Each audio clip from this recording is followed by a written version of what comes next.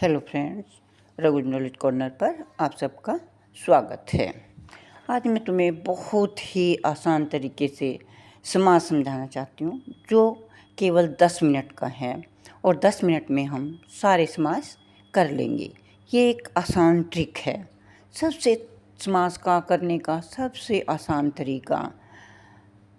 Friends, अभी तुम्हारे exam हैं और एग्ज़ाम में समास ज़रूर आते हैं, तो 2-3 नंबर के समास ज़रूर आते हैं। अगर आपको ये आसान तरीका समझ में आ जाएगा तो आप ज़्यादा से ज़्यादा कर पाएंगे और अच्छे मार्क्स जो है ले पाएंगे। तो दोस्तों, अब मैं 10 मिनट में ये सारे समास आपको बहुत ही अच्छे ढंग से और एक बढ़िया ट्रिक के साथ जो है समझाऊंगी, और ताकि तुम एग्ज़ाम में समास को आसानी से कर सको और अच्छे नंबर प्राप्त कर सको। अब हम देखेंगे कि समास को कैसे समझा जा सकता है। आपको इस वीडियो में जो है बहुत अच्छे से समास समझ में आने वाले हैं, इसलिए आप सबसे पहले मेरी वीडियो को लाइक कर दीजिए, क्योंकि मेरे को पता है कि आपको ये अच्छी ही लगने वाली है। ये वीडियो आपके लिए बहुत अच्छी है, इसलिए आप इसको लाइक ज़रूर कर दें। और दोस्तों, हम आपके लिए वीडियो बनाते हैं तो कमेंट्स करना भी आपकी ड्यूटी बनती है कि आपको हमारी वीडियो कैसी लगी। आपको इसमें जैसे मैंने समास समझाए हैं, आपको समास समझ में आए या नहीं, वो सब आप मुझे कमेंट्स करके बताइएगा, ताकि हम अगर उसमें कोई कमी है तो हम उसको दूर कर सकें और आपके लिए इससे भी अच्छी वीडियो तैयार कर सकें। तो सबसे पहले हम समझेंगे कि समास का क्या अर्थ होता है। सबसे पहले हमें ये पता होना चाहिए कि समास का अर्थ क्या होता है। तो समास का क्या अर्थ होता है? समास का अर्थ होता है संक्षेप, यानी किसी चीज़ को छोटा कर देना, संक्षेप में लिखना। तो इसके बाद हम करेंगे कि समास के कितने प्रकार हैं। समास के कितने प्रकार हैं? समास के 6 प्रकार हैं। समास के 6 भेद हैं। पहला है अव्ययभाव समास, दूसरा तत्पुरुष समास, तीसरा कर्मधारय समास, चौथा द्विगु समास, पांचवा द्वंद्व समास, छठा बहुब्रीहि समास। तो समास कितने प्रकार के हुए? 6 प्रकार के। कौन कौन से? अव्ययभाव, तत्पुरुष, कर्मधारय, द्विगु, द्वंद्व और बहुब्रीहि। अब हम जानेंगे सबसे पहले कि अव्यय समास क्या होता है।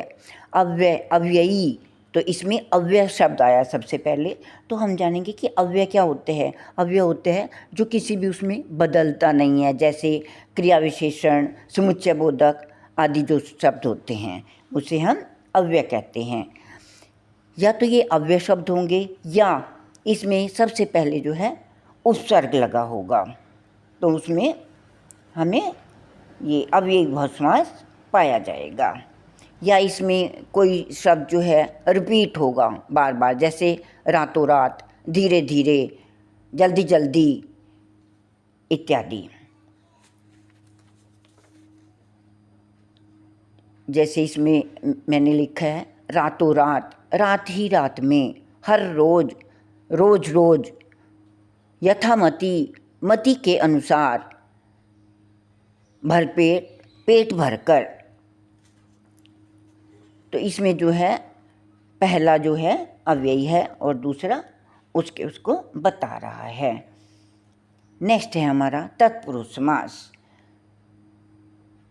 जिस समास में किसी भी विभक्ति चिन्ह का प्रयोग किया गया हो, जिस समास में किसी भी विभक्ति चिन्ह का प्रयोग किया गया हो, चाहे कर्म कारक, करण कारक, संप्रदान, अपादान, संबंध, संबोधन, कुछ भी हो, तो उसमें जैसे ही तुम देखो का, के, की, से, के लिए, में इत्यादि कोई भी कारक की विभक्ति हो, तो उसमें समझ लेना कि इसमें तत्पुरुष समास है।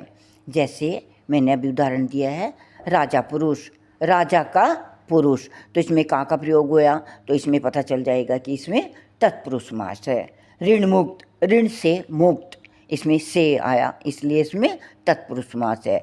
देशगत, देश से देश में आगत, यानी कि इसमें जो है में वर्ड यूज हुआ है। मुँह मांगा, मुँह से मांगा हुआ, तो इसमें से शब्द का प्रयोग हुआ है। तो इन सब से पता चलता है कि इसमें तत्पुरुष समास का प्रयोग किया गया है। नेक्स्ट हमारा है कर्मधारय समास। कर्मधारय, धार्य का मतलब होता है धारण करना, कर्म कर्म काम करना, कर्म करना। इसमें पहला पद हमेशा विशेषण होता है और दूसरा पद विशेष्य होता है। जो पहला पद होता है वो दूसरे की विशेषता को बताता है। पहला पद जो है दूसरे की विशेषता को बताता है। पहला विशेषण होता है, दूसरा विशेष्य होता है। जैसे इसमें है महाराजा। महा जो है किसकी विशेषता बता रहा है? राजा की। महान है जो राजा। सज्जन, सतजन, यानी कि जो सत है वो किसकी उपयोगिता बता रहा है? सज्जन की। सज्जन की विशेषता बता रहा है वो कि वो सज्जन जो है, वो जन जो है सच्चा है। सच्चा है जो जन, सत है जो जन, सज्जन। पीताम्बर, पीला है जो अंबर, यानी कि जो पीत का मतलब पीला, अंबर कपड़ा, यानी कि उस अंबर की विशेषता जो है ये बता रहा है कि वो पीले रंग का है। नील गाय, नीली है जो गाय, यानी कि नील जो है वो गाय की विशेषता बता रहा है। जब फर्स्ट जो है पद विशेषण हो और दूसरा विशेष्य हो और वो विशेष्य जो है विशेषण की विशेषता बताए तो उससे पता चल जाता है कि इसमें कर्मधारय समास है। नेक्स्ट है हमारा द्विगु समास। द्विगु समास, इसमें सबसे पहले द्वि का मतलब होता है दो, यानी कि गिनती वाला, गिनती वाला। द्विगु समास, इसमें हमें याद रखना है कि इसमें सबसे पहला जो पद होता है वो संख्यावाचक होता है। संख्या ही होती है पहला शब्द। जैसे नवरत्न, इसमें जो नव है वो संख्यावाचक है, जैसे नो रतन। चौमासा, 4 राहों का समूह, चार, इसमें ये सब जो चो है वो संख्यावाचक है, 4 मासों का समूह। त्रिफला, 3 फलों का समूह। नवग्रह, 9 ग्रहों का समूह। नवरत्न, 9 रत्नों का समूह।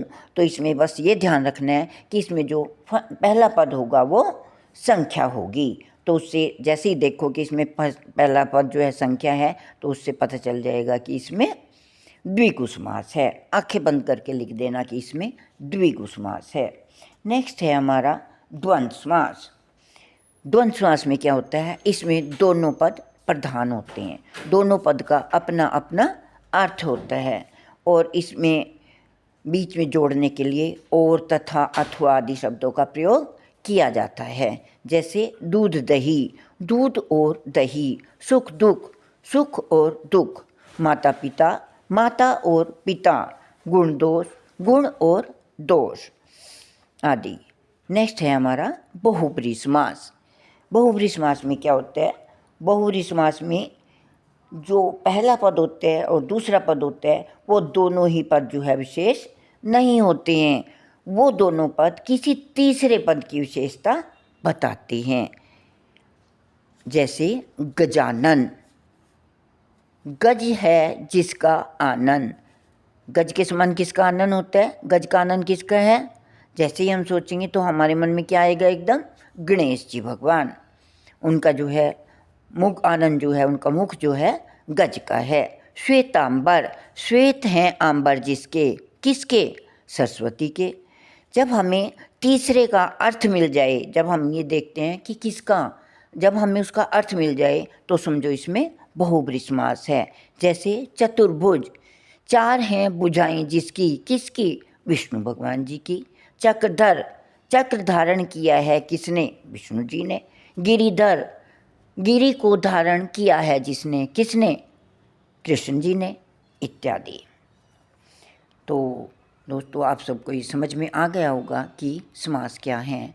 मैंने बहुत ही आसान तरीके से आपको समझाया और बहुत ही शॉर्टकट, ताकि आप जल्दी से जल्दी से कर सको और अच्छे से अच्छे नंबर प्राप्त कर सको। और मैं भगवान से प्रार्थना भी करूँगी कि आप सबके बहुत अच्छे अच्छे नंबर आएँ। धन्यवाद।